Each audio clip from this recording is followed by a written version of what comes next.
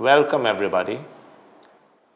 When trying to understand advocacy, it is useful to look at some real-life examples of how advocacy has been done in India. This has many advantages. For one, it helps us to see how advocacy theory is translated into practice. And secondly, it helps us by comparing different campaigns to see what are the strengths and weaknesses of each campaign, what are the different approaches used, and this teaches us a lot. The following films take us through some of these campaigns. However, they are not meant to be films giving a comprehensive picture of these campaigns, but are focused on the advocacy strategies used and the lessons learned.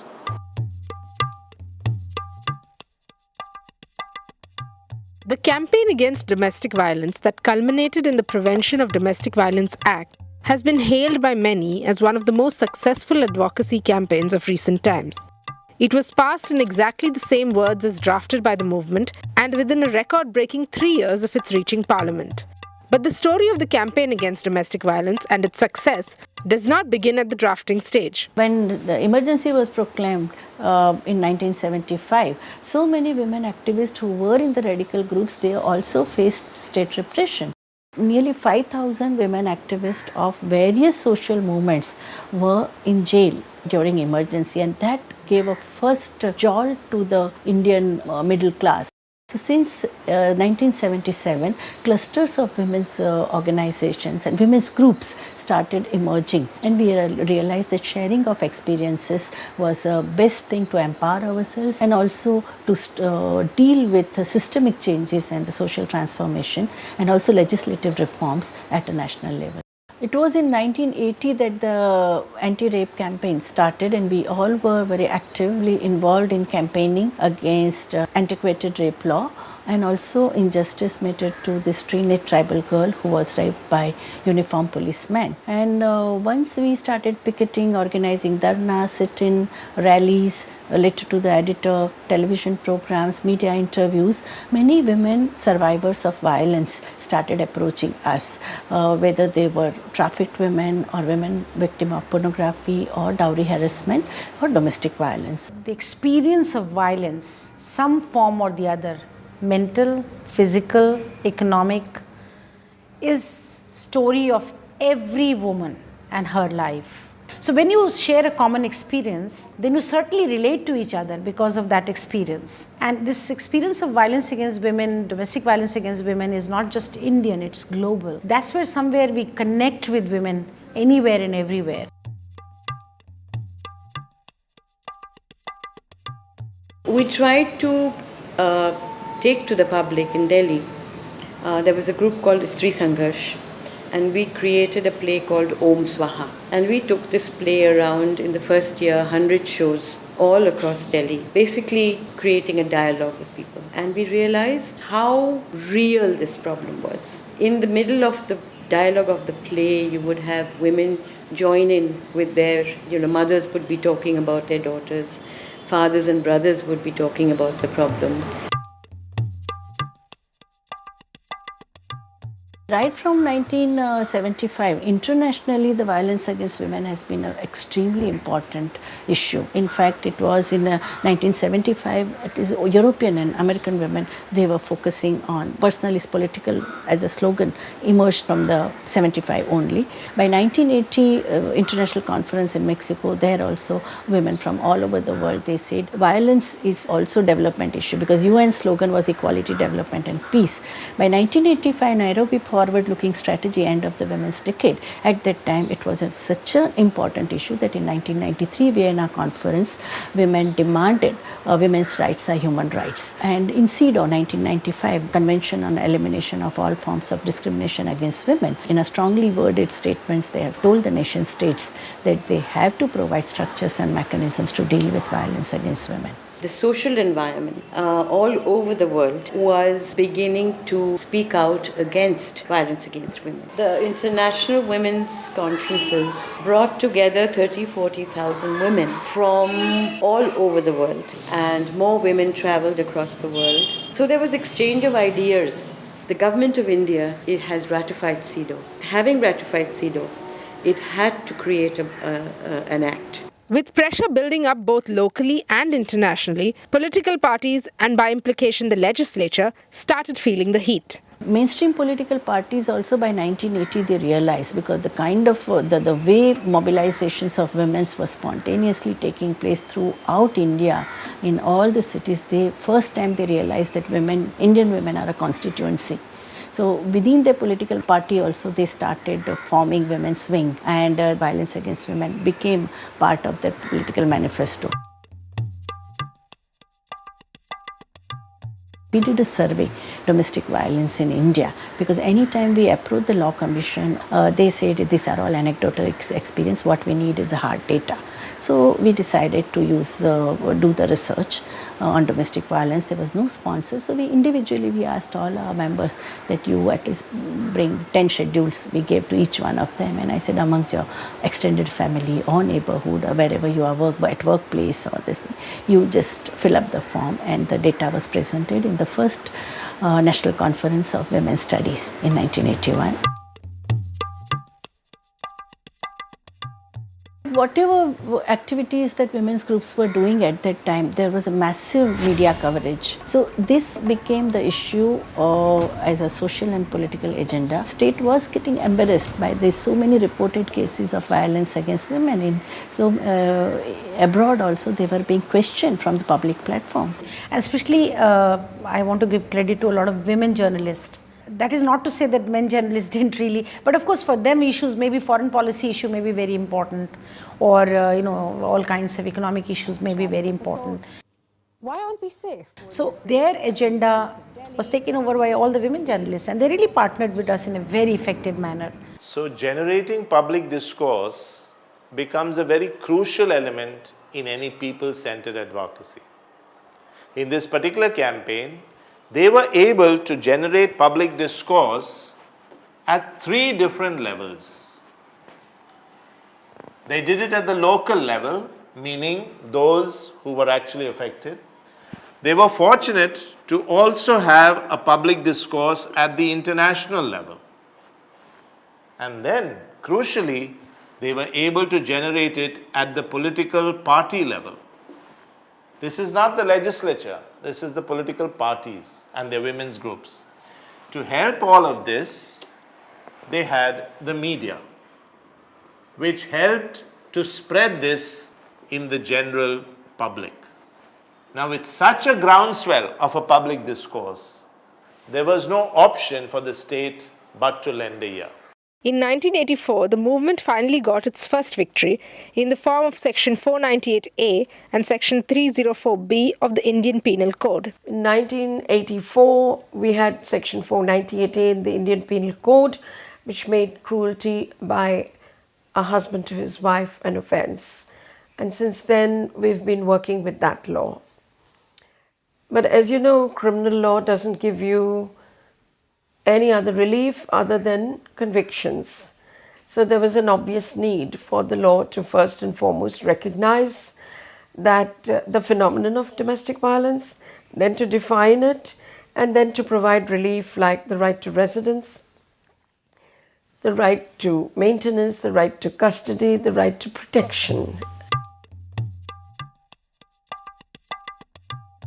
The second step then is to really work out the careful draft.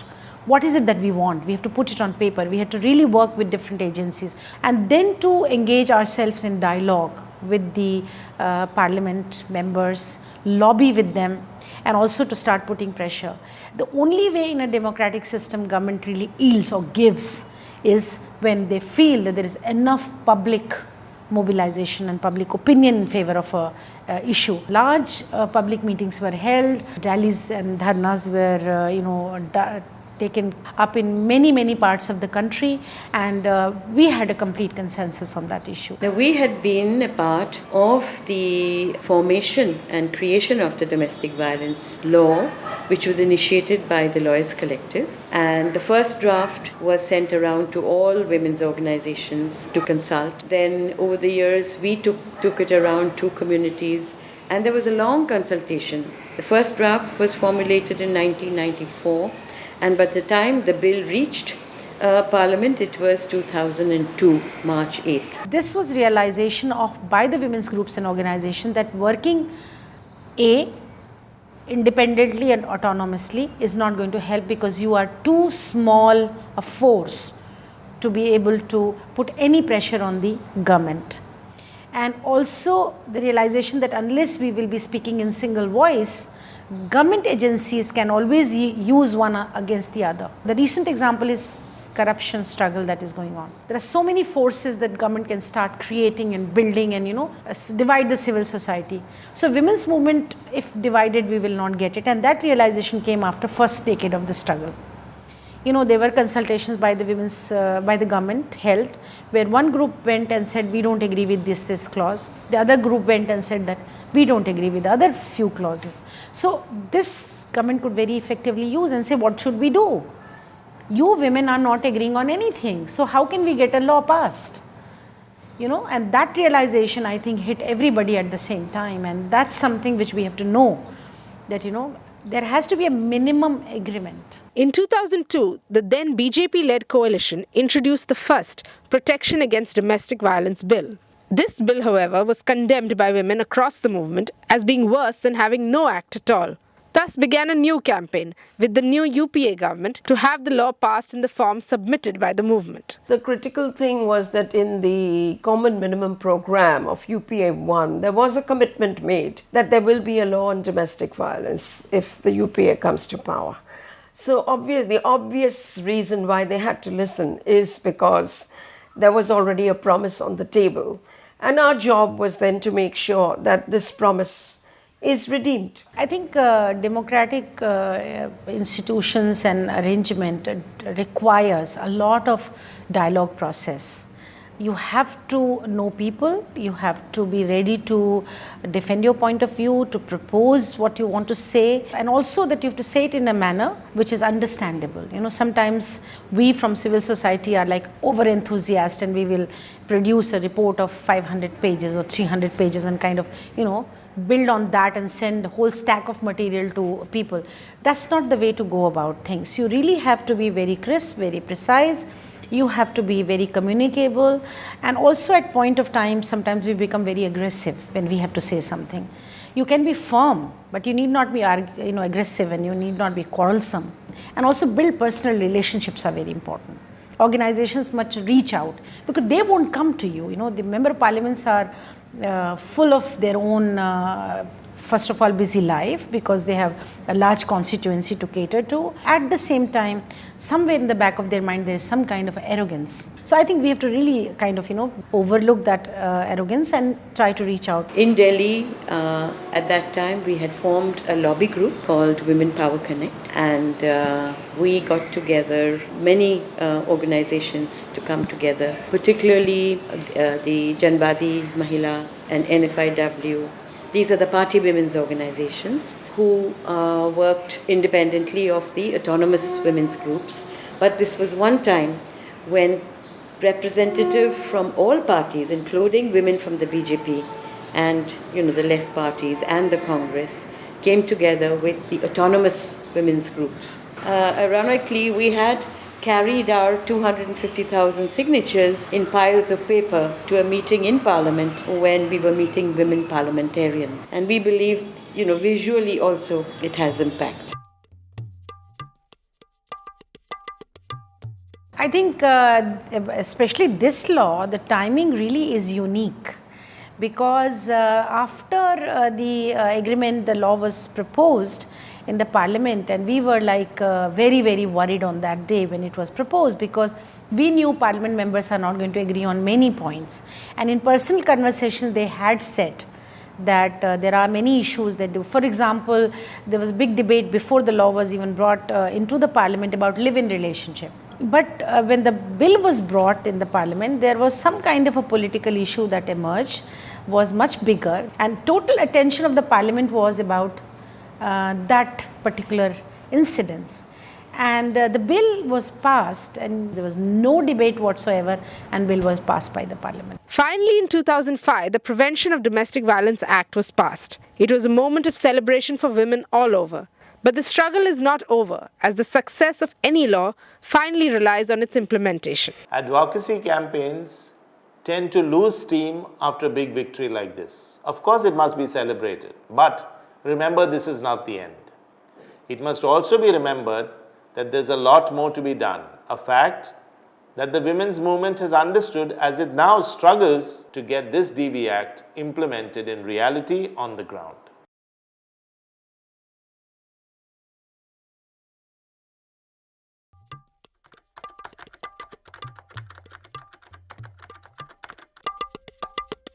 Each advocacy campaign has its own specific journey, influenced particularly by who are the victims. In the domestic violence campaign, the victims were people from all classes of society, while in the Right to Food campaign, the victims were from the lowest economic class of society, those who were starving and malnourished. Hence, in a world of unequal power relationships, these victims had very little influence over the decision makers. So the question is, how does one run an advocacy campaign that is meant for these uninfluential victims? The Right to Food campaign has been going on for more than a decade, and yet today it has no law to show for its long years of struggle. Nevertheless, the success of this campaign cannot be disputed. The origins of the Right to Food campaign lie in the Akal Sangharsh Samiti of Rajasthan. Rajasthan was facing its third recurrent year of drought in the late 90s when the Akal Sangharsh Samiti was formed. It was a coalition of organizations from across Rajasthan, and they were making very simple demands from the state to ensure that hunger is mitigated, that people don't die of starvation, that employment works are created, and so on. See, in the 80s and the 90s, we've had major battles fought for women's rights, for minimum wages, for right to information, for children's rights, for Dalits' rights. So by the time in 2001, when we have come together, when there was a complete breakdown with government not responding to the situation of hunger and starvation and so much of migration, we see that all these struggles have happened, and each struggle has actually networked with the other struggle, and everybody has worked collectively. So by then, we have all these organizations come together under banner Akal Sangharsh Samiti, and then we realized that there were mountains of food grains.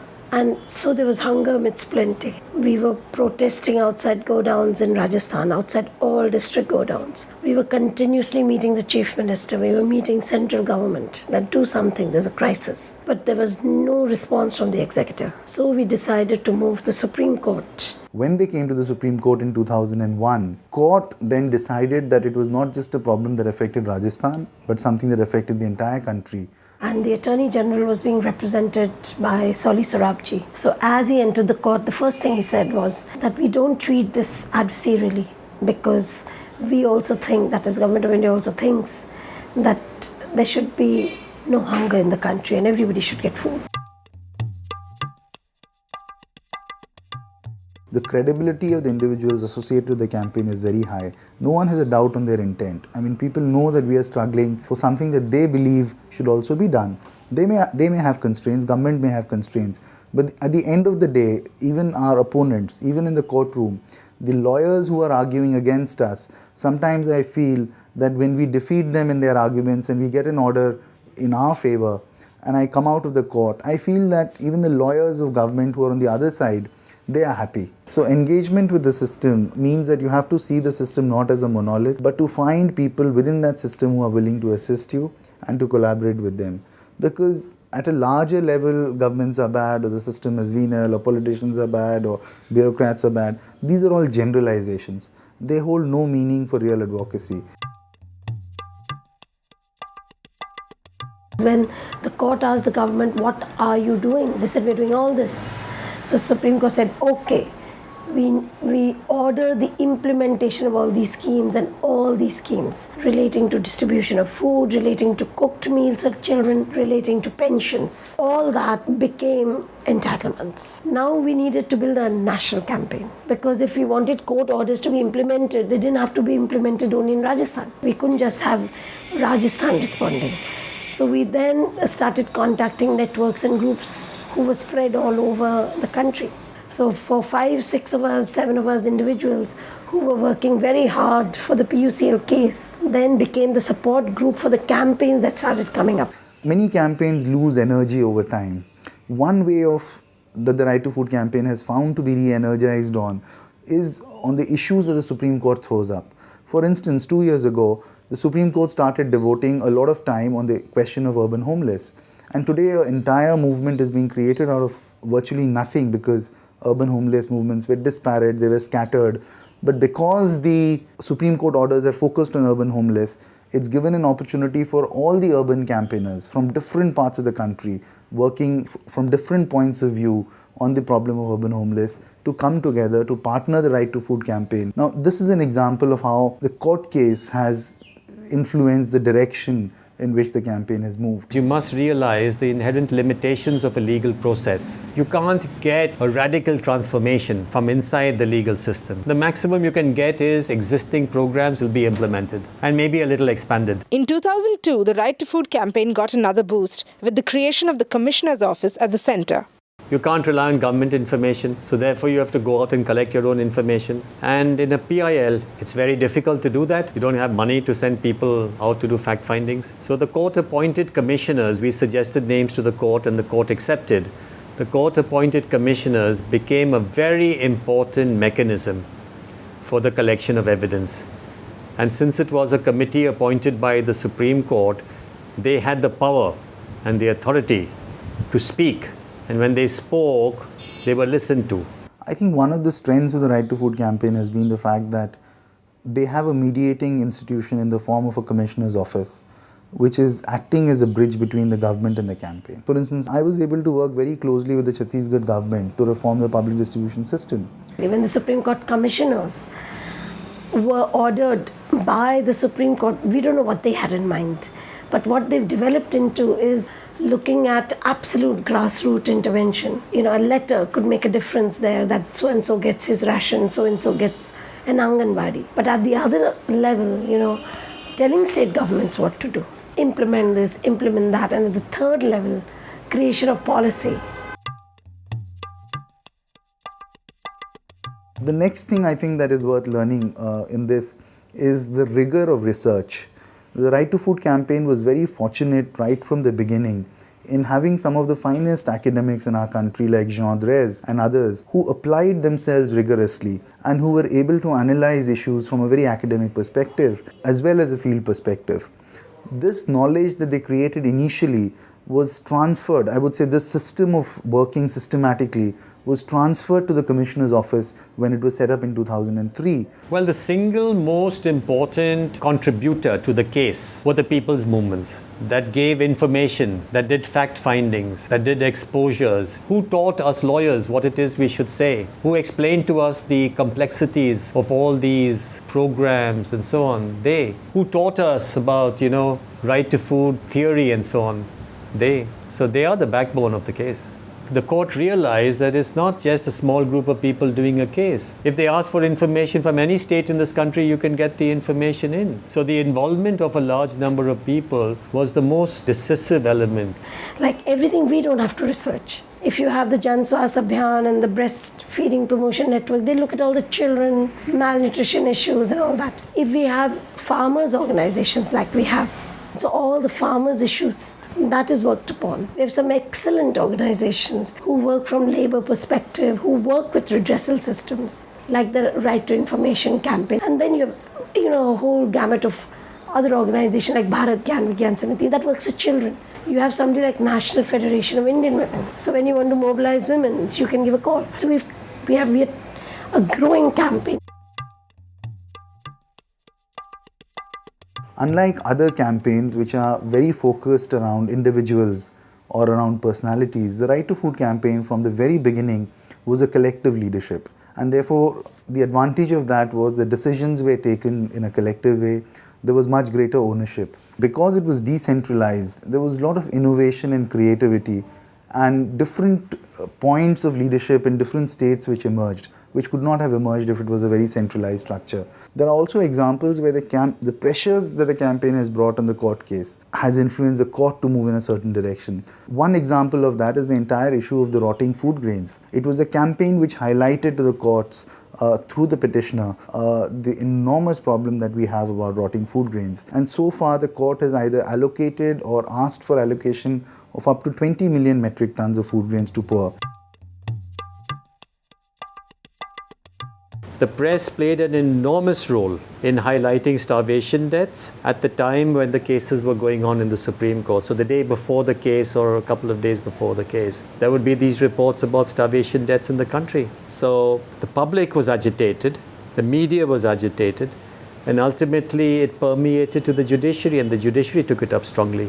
Now, for the media, sensational stories like a hunger death is important, but not morbidity, not one meal a day, which leaves one hardly there. Those stories don't interest them. So what we started doing, our work was multiple levels. There was a lot of research and all happening, preparing reports related to implementation of court orders, trying to understand, a situation of children, women vis-a-vis food security. So when we had a lot of data and material available, it was like we could give them a menu card with their choice. There were children, they were old, there were ration shops, there were commissions, there was hunger, there were deaths. So the Right to Food campaign started with the food insecure approaching the legislature and the executive to release grain from godowns while people were starving. When this did not reach with much success, they then approached the third pillar, the judiciary. The judiciary asked for more data, and therefore research is important.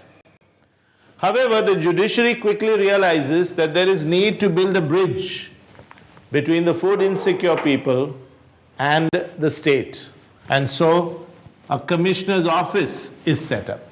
The advocacy is now still focused on the judiciary.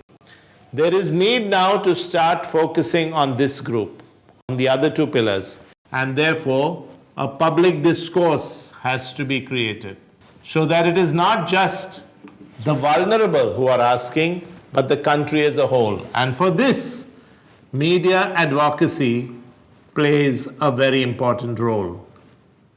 But the campaign still needs to evolve. It has to move from influencing the judiciary to influencing these two groups, these two pillars, because ultimately it is this pillar which can create an act which gives the right to food to people. Although its origins were in a court case, it did not depend only on legal action, because early on in the campaign there was a realization that it is not just legal action that's enough, it is not just local action that's enough, it's not just media advocacy that's enough, it's not just advocacy with government that is enough at the state and at the central level, but a combination of all of this that is going to work. So when a court order was passed, for instance, before that, the societal conditions to influence people who are going to be operationalizing that order was created by creating a buzz about what the campaign was demanding through the media, through rallies, through protests. And then there was a lot of lobbying that happened with the government, with different stakeholders, with the judiciary in different ways, in order to influence the decisions that were being made in the case. From one case in the Supreme Court, which was only looking at how grains could be moved out of the godowns to people through schemes, the whole discourse has now changed to the Right to Food Security Act, the Food Security Act. And this shift shows, the miles that we've traveled. The fact that the campaign depends so heavily on the demands of communities, that it is dynamic, that it changes its position with the changing situation on the ground, that it has its ear close to communities, because the campaign is today, it has about 2,500, 3,000 groups across the country who are working with communities, who are constantly taking feedback. So there is a feedback loop from the communities to the campaign, to the commissioner's office, to the court case, and it's a cycle. So it's constantly innovating, constantly evolving.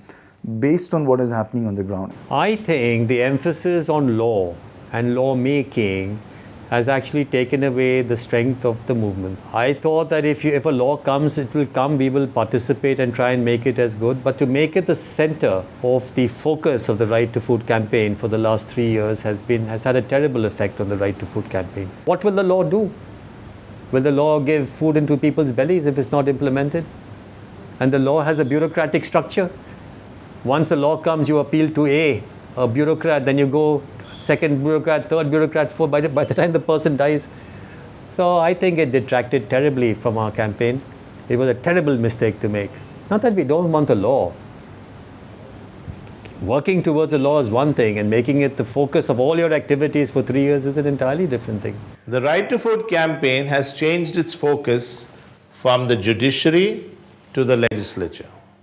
The aim is to get a new Right to Food Act.